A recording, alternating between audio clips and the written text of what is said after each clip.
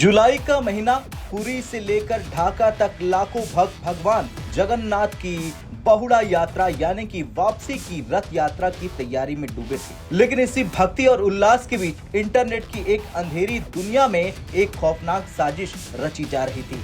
एक गुप्त online group पर एक मैसेज फ्लैश होता है, जब तागुत सरकार अधिकारी के नौकर व्यस्त हों तो हमारे भाइयों को उन ठिकानों पर हमला करना चाहिए जिसकी वे कल्पना भी न कर सके। ये सिर्फ एक धमकी नहीं थी, बल्कि एक सुनियोजित जिहादी इकोसिस्टम का हिस्सा था जो भारत और बांग्लादेश के हिंदुओं को दहलाने की कसम खा चुका है। आज भारत तक की इस विशेष रिपोर्ट में हम पर्दाफाश करेंगे उस मैट्रिक्स नेटवर्क का जो सरहद पार बैठकर गजवाए हिंद का सपना बुन रहा था। दरअसल इस नेटवर्क की जड़ें कितनी गहरी है, इसका अंदाजा आप इसी बात से लगा सकते हैं कि कुछ दिन पहले बांग्लादेश के कोमिला जिले में एक इस्कॉन मंदिर को निशाना बनाया गया। ठाकुरपारा में एक आईईडी प्लांट किया गया और शनि पूजा के दौरान काली मंदिर पर ग्रेनेड फेंका गया। इंडिया टुडे की OSINT टीम ने जब इस आतंकी इकोसिस्टम की पड़ताल शुरू की तो होश उड़ाने वाला सच सामने आया। इस पूरे नेटवर्क के केंद्र में है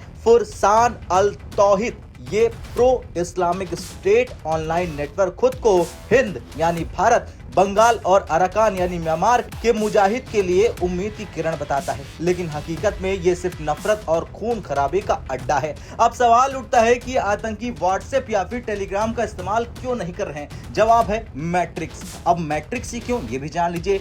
ये एक डिसेंट्रलाइज्ड कम्युनिकेशन प्लेटफॉर्म है। व्हाट्सएप का एक मालिक है, एक सर्वर है जिसे एजेंसियां ट्रैक कर सकती हैं, लेकिन मैट्रिक्स पर कोई भी अपना खुद का होम सर्वर बना सकता है। इसे ट्रैक करना या फिर बंद करना सुरक्षा एजेंसियों के लिए एक बड़ी चुनौती है।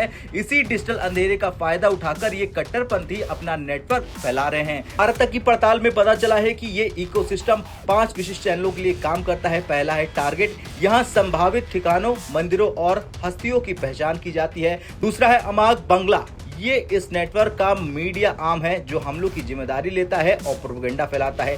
तीसरा है त्रास, बांग्ला में इसका मतलब है डर। इसका काम सिर्फ नफरत भरे कंटेंट से लोगों को डराना है। चौथा है द किचन, ये सबसे खतरनाक है। यहाँ आईडी और बम बनाने के मैनुअल मौजूद है, यानी आतंकियों की डिजिटल रसोई ही है। और चौथा है रिवेंज, यहाँ बदला लेने की कहानियां सुनाई जाती है और युवाओं को हथियार उठाने के लिए उकसाया जाता है। अब सवाल ये है कि ये हो क्यों रहा है? तो देखिए, इसके पीछे है गजवाए हिंद का कनेक्शन। अब क्या है ये गजवाए हिंद का कनेक्शन, वो जान लीजिए।